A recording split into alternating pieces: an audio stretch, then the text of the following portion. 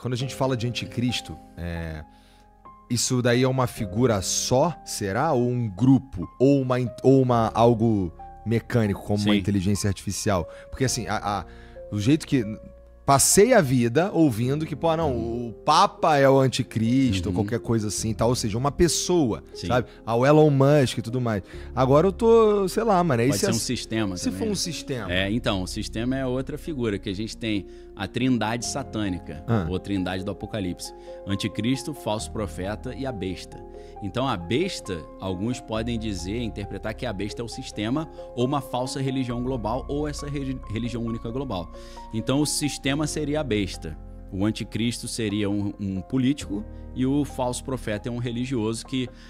porque é sempre o mal imitando o bem, né? Se é o anticristo, ele é o substituto de Cristo. Então, Jesus foi precedido por João Batista. João Batista era o cara que tinha moral na época e falou, esse cara aqui é o Cristo, é o Messias. E aí, o que é interessante? Assim como João Batista apresentou o Cristo e chancelou, falou, esse é o cara, o falso profeta, algum religioso, quando o anticristo aparecer, ele vai falar, esse cara é do bem, esse cara é dos nossos. Entendeu? Ele vai chancelar o cara, vai carimbar. Mas não, quem acredita entende que serão pessoas, mas é claro que tem um sistema trabalhando junto ali. É difícil separar quem é quem, quando vai acontecer cada coisa, mas o livro do Apocalipse misturado com o livro de Ezequiel, de Daniel, Mateus 24, se você somar esse quebra-cabeça e montar esse quebra-cabeça, você tem um panorama nessa linha aí. E o falso profeta, ele necessariamente virá, ou sei lá, supõe-se que ele virá de uma religião cristã? Então, qual é o racional? Como o catolicismo é a religião que tem mais adeptos, se você pega aquilo ali como referência, já pegou a maioria dos fiéis. Verdade. Então, por causa desse cálculo, a galera acredita que o Vaticano possa desempenhar um papel. Parece que isso é papo de crente que não gosta de católico, mas existem muitos católicos que levantam essa bola. Se você pega o trabalho do padre Gabriele Amorth, que é o exorcista do Vaticano, né? Esse cara já fala sobre a infiltração de pessoas dentro da igreja para transformar a igreja num instrumento dessa nova ordem mundial, ou desse governo único global. Além disso, que eu acho até mais interessante, mais profundo ainda, escreveu mais, é o Malachi Martin. Esse eu não conheço. Pô, Malachi, escreve Malachi, né? Esse cara, ele foi assessor do cardeal Augustin Bert. Augustin Bert é um dos cardeais mais importantes do Concílio Vaticano II. E esse cara era um jesuíta irlandês, insider do Vaticano, amigo do Papa da época. O Papa era a chapa dele, o Papa fazia ali umas confissões pra ele. Estão falando de quanto tempo atrás? Isso aí a gente tá falando anos 60. Tá? Mais ou menos, nesse caso específico eu tô falando 1963. Tá. Por que eu tô falando 1963? Esse Malachi Martin, ele viu alguma coisa no Vaticano que ele falou, fez igual esses caras na OpenAI, falou, tô fora. Chegou pro Papa e falou, poxa, já deu, me libera aí dos meus votos aí que eu vou dar linha na pipa aí. Aí o Papa liberou. O que ele fez? Foi para os Estados Unidos, ficou lá só escrevendo os livros de ficção. Aí um dos livros interessantíssimos, não tinha em português, agora tem em inglês, era Windswept House, uma casa varrida pelo vento. Em português saiu O Último Papa. Tá. Isso a princípio um livro de ficção. De ficção, cara, tijolão. Esse cara, ele começou a ganhar uma fama, eu não sei se você pegou essa época, antes de ter os podcasts, ainda existe o programa de rádio nos Estados Unidos, Coast to Coast AM. Tô ligado. Cara, esse programa era incrível, né? Ia só negócio de curupira também, mula sem cabeça. Só história maneira, o cara John Titor que viajou no tempo, né? Só maluquice, alienígena. Mas assim, audiência monstruosa. Ele começou a ir nesses programas e contar a história dos livros. Aí o apresentador, o Art Bell, tava conversando com ele e falou, Padre Malachi, dizem que esses teus livros aí tem fundo de verdade. O livro Windswept House tem quanto de verdade aí? Ele falou uns 80%. Aí eu falei, eu fiquei preocupado que eu tinha lido o livro, né? Cara, esse livro começa logo no início, falando que em 1963, numa data específica que eu não me lembro, que era uma data importante para o mundo espiritual, foram realizados 2 rituais sinistros, diabólicos, um numa capela ali no Vaticano e um outro na Carolina do Norte, nos Estados Unidos. Tá. Como não tinha internet, eles se conectaram por telefone para sintonizar. E ele disse que colocaram um trono e convidaram o diabo para sentar no trono e falaram: o Vaticano é teu agora. Não sou eu que estou falando isso, eu estou reportando o que ele diz no livro, é um insider. Depois de contar essas histórias, e quando ele estava para publicar o livro mais cascudo, que aí não seria ficção, seria não ficção, ele chegou a publicar, por exemplo, Os Jesuítas e a Traição da Igreja Católica, que tinha em português, mas esgotou, e talvez em inglês é mais fácil de achar, que é um tijolaço também. O cara tava saindo para, sei lá, tava morando nos Estados Unidos, saindo para fazer um exorcismo, capotou da escada, morreu. Claro que falaram que... né? Então, esse cara... ele defende essa ideia lá desde os anos 60 de que infiltraram o Vaticano para usar para montar essa plataforma, entendeu? E a gente, mas assim, as pessoas normais, a princípio, nada disso aconteceu de verdade, porque tudo continua acontecendo como deveria, não é? De uma maneira que continua tudo lindo aqui, é Jesus. Mas assim, ele explanou alguns caras, porque no livro... os malandros já pegaram o livro, identificaram todos os personagens, fizeram a tabelinha. Ó, esse é esse, esse é esse. Então tinha um cardeal que era de Chicago, que ele falou que era o satanista infiltrado na parada. Que era o cara que era do clube, sei lá, do grupo que ele chamava, né? Então assim, você vai achando as equivalências. Você fala, pô, meu irmão, agora eu entendi qual é desses caras. Aí tem aquela história de 1978, que foi o ano dos 3 papas. Que, pô, o Papa João Paulo I chegou, ficou 33 dias só no poder, morreu de forma estranha, porque não deixaram ninguém ver o corpo, tentaram exumar o corpo para ver se ele tinha sido envenenado, não permitiram, falaram que a doutrina católica não permite, só que vários papas já tinham sido exumados. Então, aquela história estranha, né? Aí entra o João Paulo II, né? O João Paulo II entra com a missão de lutar contra a União Soviética, né? Aquele medo da União Soviética acabar com o cristianismo. Aí, cara, entra a história... que tá documentado, que eu acho que fui o único cara, talvez, no mundo que falei que um papa americano quer vencer. Eu vi isso. Você viu essa parada? Cara, eu vi isso. Acho que um dia antes, né? Tu tava falando. Dia 7. Por quê? Eu tava achando que ia ganhar o Parolin, que era o italiano. Por quê, cara? 41 anos sem ter papa italiano, a galera não aguenta mais. Falou, pô, mete aqui polonês, alemão, argentino, pô, tá na hora de a gente ter um italiano. Aí eu tava nessa, pô, acho que vai ser o italiano. Só que aí, meu irmão, no dia 6 à noite eu fui dormir, eu falei, brotou um raciocínio. Eu falei, cara, eles escolhem os papas sempre com a missão que tem a ver do momento. Aí eu pensei, cara, em 1978 entrou o João Paulo II, porque ele era polonês, naquela época a Polônia fazia parte da União Soviética, e ele ia poder fazer a frente, que ele conhece os caras, né? Dizem que a melhor maneira de você vencer o seu oponente é conhecê-lo. Ele conhecia e parece que a missão dele deu certo, porque o Muro de Berlim caiu, a União Soviética acabou. Pô, parabéns pra ele. Só que aí, meu amigo, cai a União Soviética, você não precisa mais de um papa anticomunista, teoricamente. Então, fica aquele negócio, né? Quem que a gente vai botar agora? Nesse meio tempo, a ala progressista, mais marxista ali do Colégio de Cardeais, começou a falar, precisamos tirar um conservador, botar um dos nossos, né? E aí eles se organizaram em vários grupos, alguns mais abertos, outros menos, como ficou conhecido como Máfia de San Galán, ou Máfia de São Galo, né? Porque essa galera progressista se reunia na Suíça para tentar montar o plano de voltar ao poder no Vaticano. Os caras pensaram, pô, a gente não pode deixar continuar um conservador, não. Só que o que acontece? João Paulo II, que era conservador, ele tinha um cara que o apelido dele era o Rottweiler do João Paulo II, chamado Joseph Ratzinger, que depois virou o Bento XVI. Esse cara era o presidente para a Congregação da Doutrina da Fé, que é um nomezinho diferente para Inquisição. Pô. Aí então Inquisição virou Congregação para a Doutrina da Fé. O cara que passava o cerol em todo mundo lá era o Ratzinger. Ele chegou a botar na geladeira o Leonardo Boff, brasileiro, que falou, ó, você tá pregando teologia da libertação e tá pregando marxismo, tá na geladeira, 1 ano sem dar aula e sem pregar e sem fazer missa nem nada. E aí, depois ele abandonou a igreja. Então esse cara, meu irmão, era o caçador de comunista. Os comunistas lá, os progressistas, já não aguentavam mais. Mas o Bento entrou porque tinha essa força de ser braço direito de João Paulo II, mas ficou um negócio meio anacrônico. Os caras, pô, não tem mais União Soviética, comunismo não é mais um perigo. Pra que eu quero um cara desse? Aí, curiosamente, começa a surgir um monte de documentação comprometedora do Papa. Por exemplo, tava saindo o Wikileaks, saiu o Vatilix. um monte de pepino lá do Vaticano, negócio de dinheiro, ele não ter punido os padres que estavam abusando lá dos outros e tal, das crianças. E aí começou uma pressão ferrenha em cima dele. Oficialmente, ele falou, pô, tô cansadão, não vai dar não. Mas tem muitos livros e muitos vaticanistas que acompanharam que falam que a galera chegou pra ele e falou, ó, ou tu sai, ou vai vir mais capivara aí, meu irmão. Vai ficar ruim pro teu lado. Aí ele jogou a toalha e falou, vou embora. Aí o que acontece? Em 2013, quando ele sai fora, qual é o cenário? Pô, totalmente diferente de 1978. O problema qual era?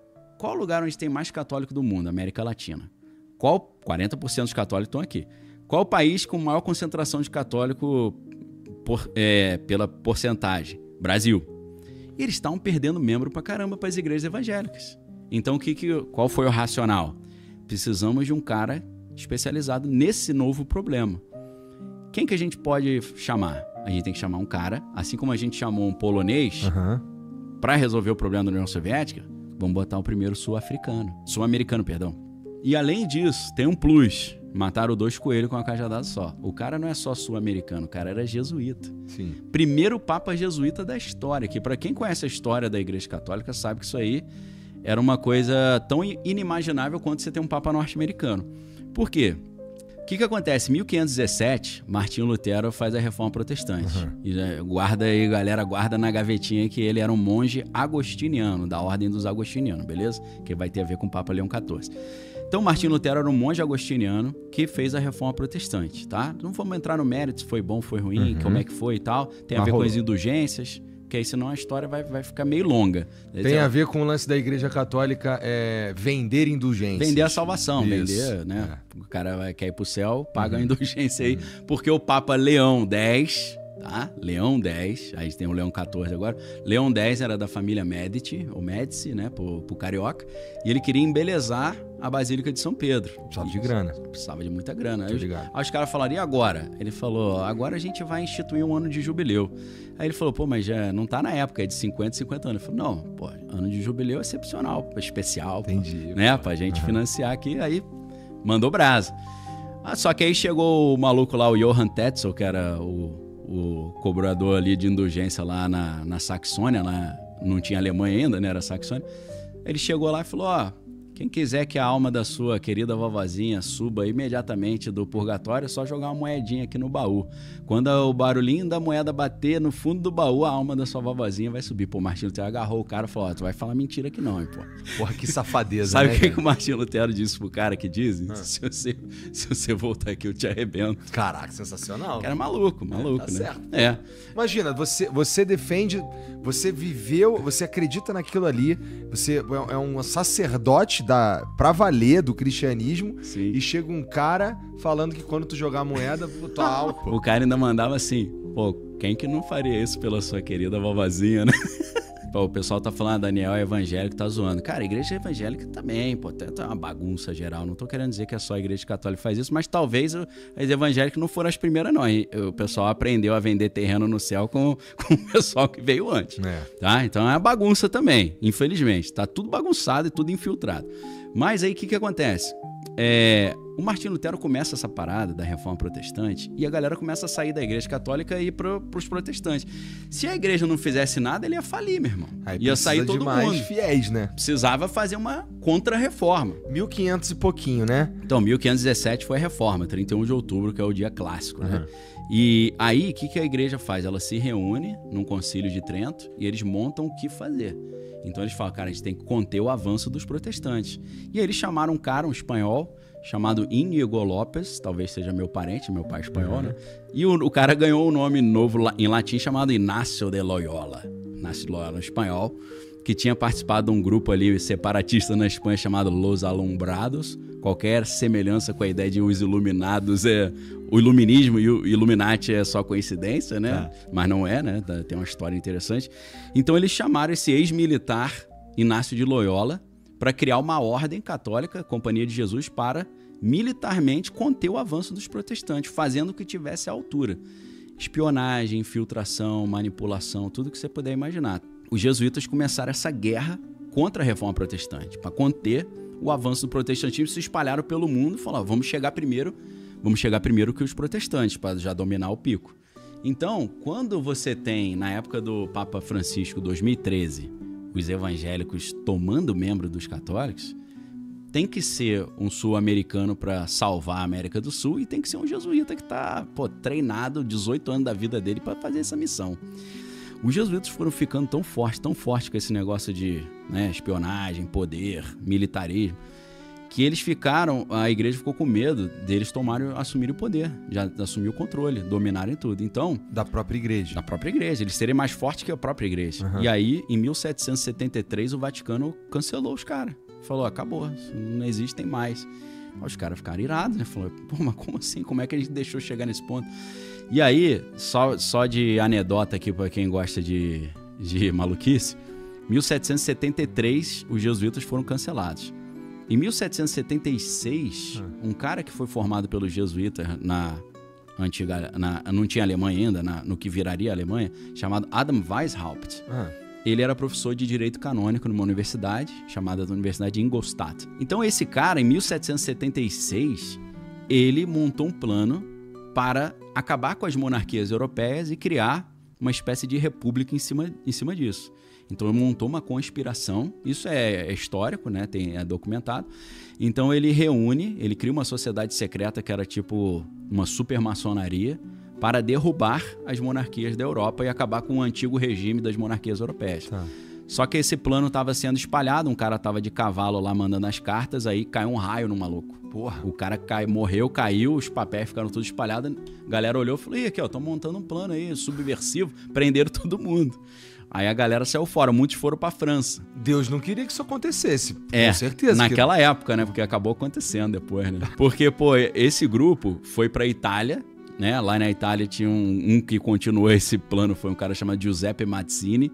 Giuseppe Mazzini, ele é o pai da máfia siciliana, aí tem a relação da máfia italiana com esse negócio de maçonaria, sociedade secreta.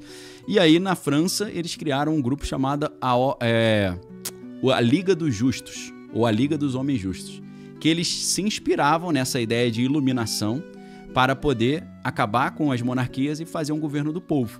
Então você tem ali o germe de uma revolução burguesa. A burguesia quer destronar a monarquia. Então, quando você tem, na época do Papa Francisco, 2013, os evangélicos tomando membro dos católicos, tem que ser um sul-americano para salvar a América do Sul e tem que ser um jesuíta que está treinado 18 anos da vida dele para fazer essa missão. Então, primeira coisa que eles fazem, Jornada Mundial da Juventude em Copacabana, no Rio, para dar um gás na juventude católica. Já nesse plano, vamos evitar de perder membros, vamos dar um gás no catolicismo brasileiro. E deu certo, você vê que o catolicismo hoje está né, revigorando aí, tem uma galera forte aí, né? Então faz parte desse... Foi um plano bem feito. E aí o que acontece? Galera progressista feliz, porque o Francisco progressista, esse negócio de vamos cuidar do pobre, uma igreja mais sinodal. O que é uma igreja sinodal? Uma igreja que não tem uma hierarquia rígida, é mais horizontal, tipo, eu não mando em ninguém, aqui é todo mundo igual. Então uma igreja mais voltada para o povo, uma influência da teologia da libertação, que é a parte marxista do cristianismo, que tem um lema que é bem categórico, né? A opção preferencial pelo pobre. A igreja optando pelo pobre. Então, os progressistas estavam felizes com aquela situação. Só que o Papa Francisco, o que ele fez? O cara jesuíta, né? Bobo, né? Ele lotou o colégio de cardeais, cara. Ele nomeou 108 cardeais, de 133 que votam, pô. Entendi. Aí você, olhando esse cenário, você fala, meu irmão, já tinha um monte de progressista lá. Ele puxa mais 108. Então, dos 133, deve ter 4 só que é conservador, né? A chance de um progressista entrar é gigantesca. Então, na minha mente, estava assim, meu irmão, vai ser um progressista. E o Parolin era progressista. Parolin progressista. O mais casca-grossa conservador ali, radical, era um tal de Erdo, que é um cara que acho que é da Hungria, se eu não estou enganado. Por que ele tinha espaço para nomear todos esses cardeais, cara? É a atribuição dele, né? Vai morrendo uma galera, aí ele troca, mas ele aumentou o número também. Porque não tem só 133 cardeais, tem uma galera. Só que só pode votar no colégio, no conclave até 80 anos. Tem um monte de dinossauro lá que tá lá, mas não pode votar. Sim, tá. Então ele foi botando a galerinha mais nova, que podia votar. Então lotou o negócio. Entendi. Já deixou, o cara, pô, jesuíta, né? Deixou tudo preparadinho. Malandramente. Pô.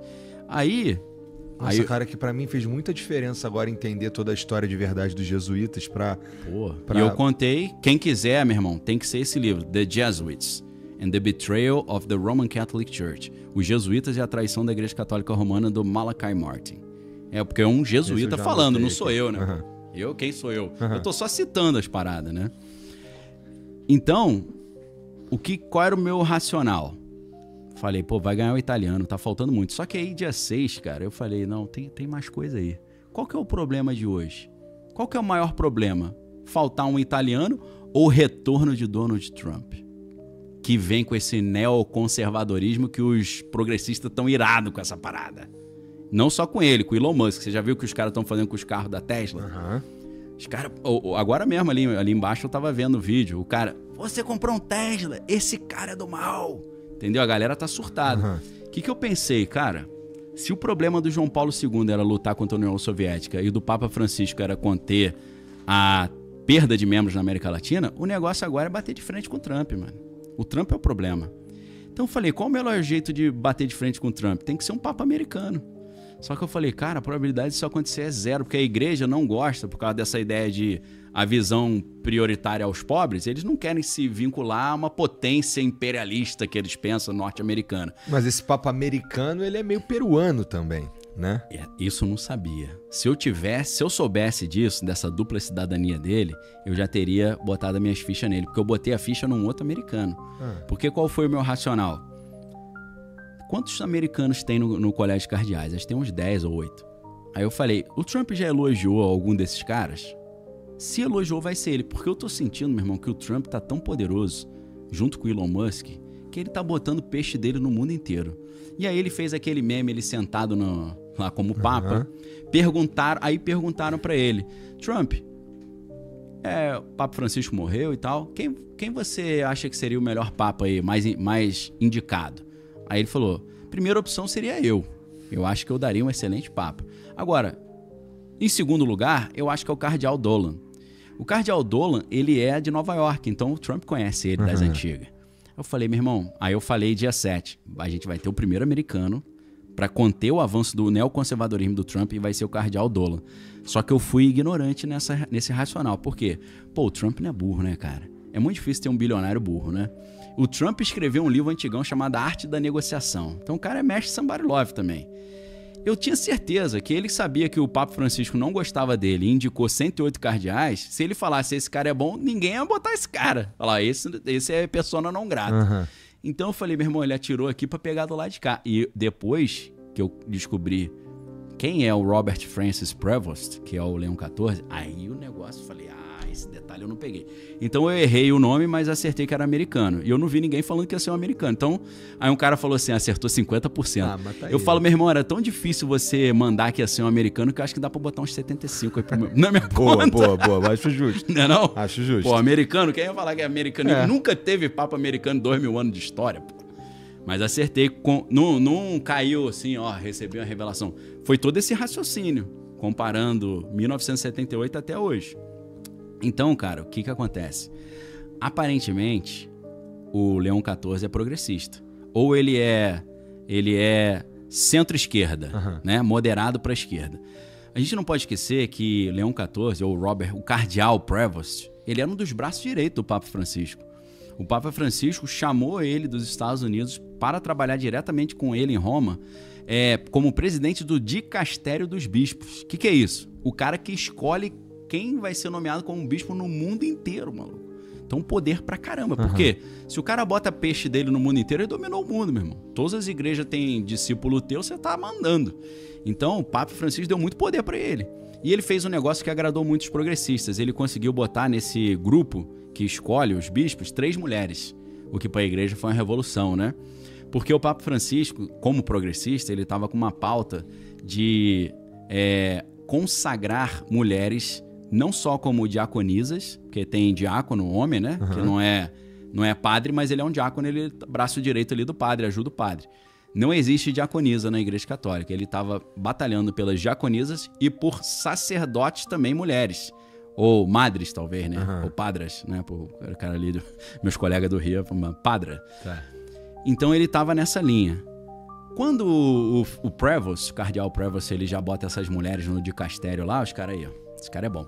Então o cara, missão agora, Trump, Estados Unidos, então tinha que ser um americano na minha racional. Tá gravado lá, ficou documentado. Depois que eu terminei de gravar, eu falei, que besteira que eu falei, meu irmão. Claro que não vai ser um americano, pô, lógico. E foi, dia seguinte. Aí, cara, eu falei, quem é esse maluco, meu irmão? Eu acertei que era americano, mas quem é esse tal de cardeal Prevost? Aí tem umas curiosidades, né? Ele é de Chicago. Aí ele foi fazer missões no Peru, numa cidade chamada Chiclayo. Um cara que agradava muito os progressistas, por quê? O cara foi lá para uma cidade pequena, no meio do nada no Peru, fazer missões. Então esse cara tá voltado para os pobres, voltado para o social, voltado para missões. Então ele agradou muito os progressistas. Pô, ele é braço direito do Francisco, faz missões, peruano também. A gente tem o primeiro papa peruano também, né? Ao mesmo tempo. Só que aí, meu irmão, tem a Esfinge Prevost. Por que Esfinge? A Esfinge é aquele negócio, desvenda-me ou devoro-te. Esse cara é uma esfinge, esse cara é um mistério. Por quê? Esse cara já falou contra mulher ser consagrada, sacerdote, já falou contra as novas modalidades de família, falando que isso aí é maior confusão. Ele agora, a galera viu, ele confirmando isso. O maluco tava com a bandeira lá do arco-íris, ele virou as costas. A galera, pô, achei que esse cara era progressista, pô, ele tá fingindo que não viu o cara. Já mandou que família é só pai, mãe e filho. A galera, pô, esse maluco me enganou. Aí tu descobre o lado mais estranho disso. O cara é filiado ao Partido Republicano do Trump. Ele votou em todas as primárias desde 2012 e ele votou na eleição de 2024 nos Estados Unidos. O cara é engajado politicamente no lado conservador. Nessa live que eu fiz, dia 7, no dia anterior, eu falei, meu irmão, ou vai entrar um cara muito progressista, ou vai entrar um conservador fantasiado de progressista que é chapa do Trump.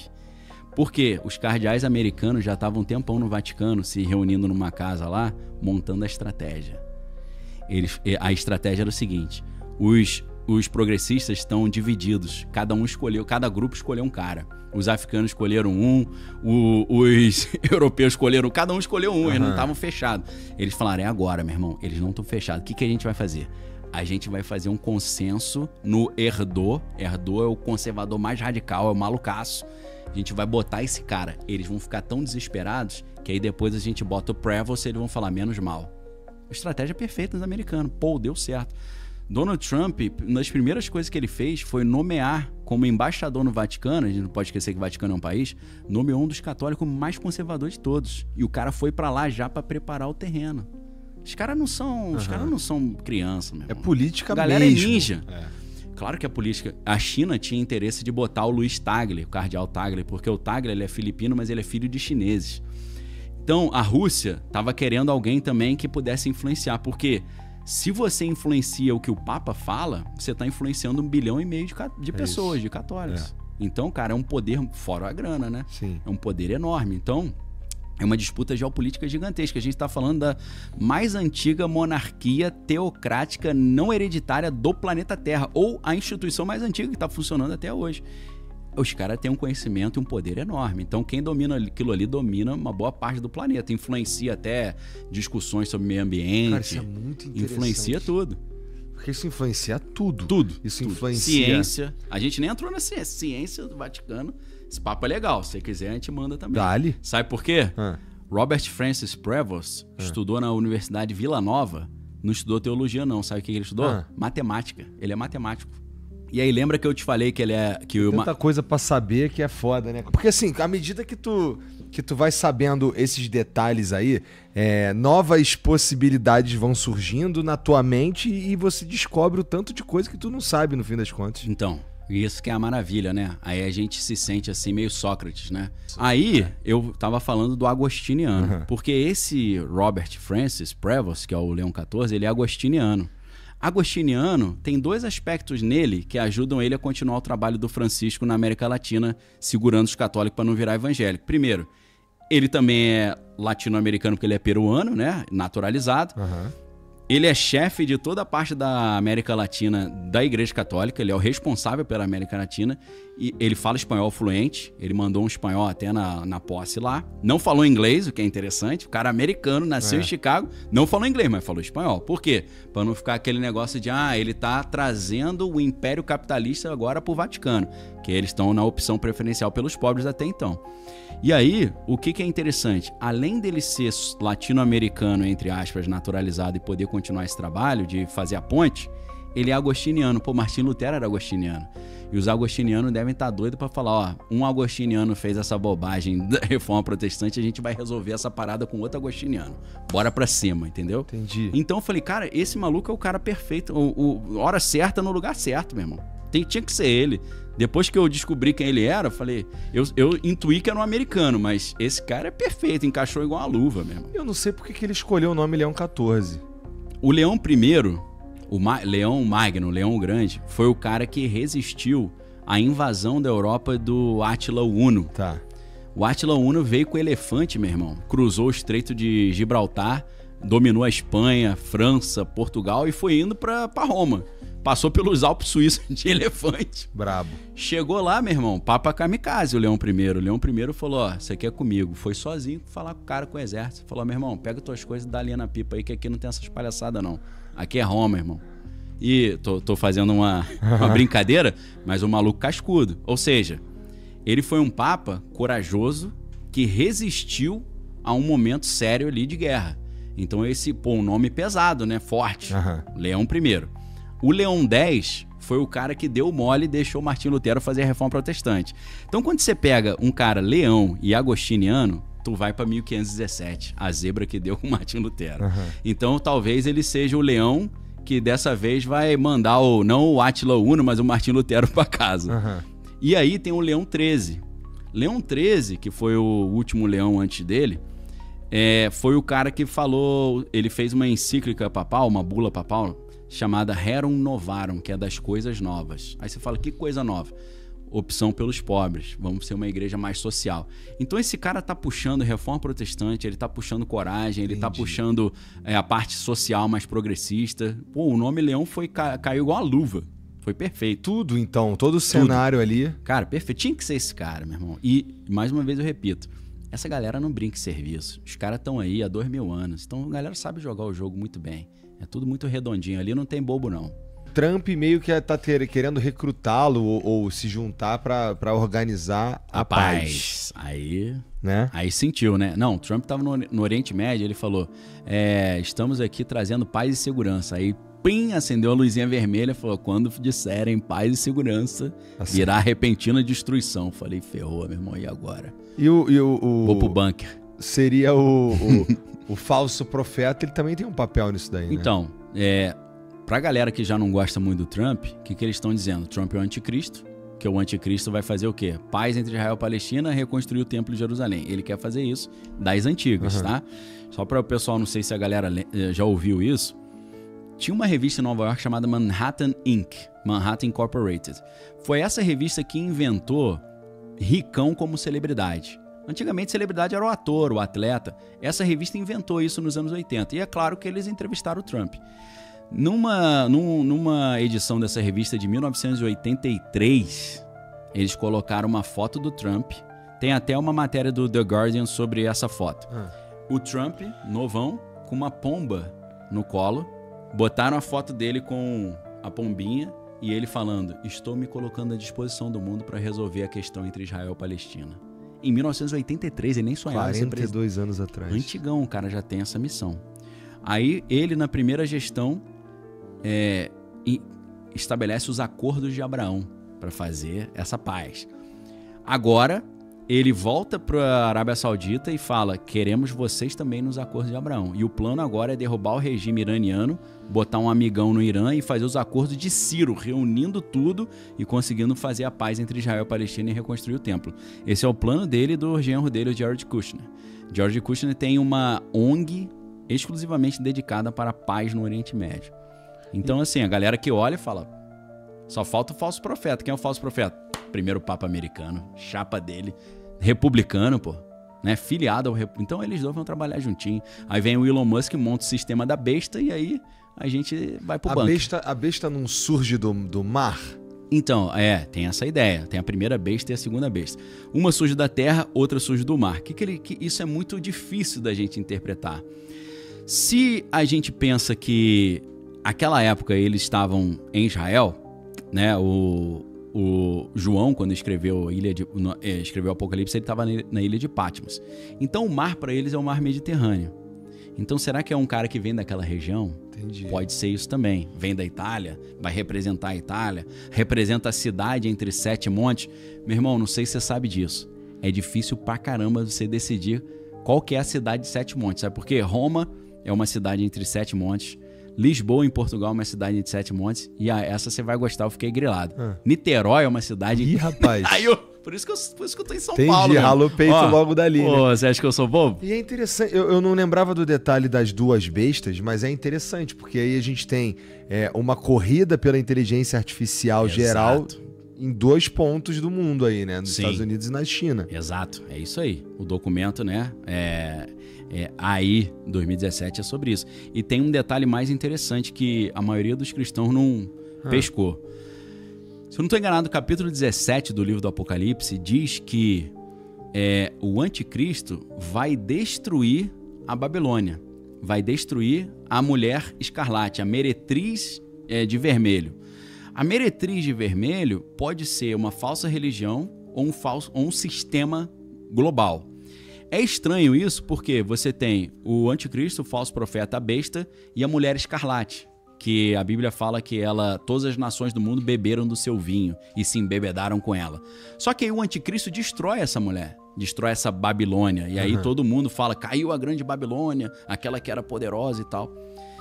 O que pinta de alerta? Em vez da gente achar que o anticristo ele vai destruir o cristianismo, ser contra o cristianismo logo de cara, pelo contrário, ele vai aparecer, isso é uma tese, é uma hipótese, ele vai aparecer falando, precisamos destruir essa ordem mundial progressista, marxista, comunista. Vermelho. Então, ele não vai aparecer como um comunista, ele vai aparecer como um anticomunista. Ele não vai aparecer como um cara progressista, ele vai aparecer como um cara defensor da família, para poder arrebanhar para ele os cristãos e enganar os cristãos. Porque a grande tara do anticristo é enganar os crentes, pô. Sejam católicos ou evangélicos. Falar pros crentes, viu? Vocês tiraram onda que sabe das coisas, enrolei vocês. Vocês me botaram no poder, agora já era, meu irmão. Vou arrebentar geral. Então é isso, a gente tem que ficar de olho, porque a Bíblia diz que o anticristo vai destruir esse sistema da Babilônia. Muita gente fala, será que é o Trump falando que vai estabelecer uma Golden Age? Primeira coisa que o Trump falou quando ele pegou o microfone e foi eleito, falou, está decretada a Golden Age. Pô, Golden Age no esoterismo é uma era pagã que são os deuses da antiguidade. É contra o cristianismo.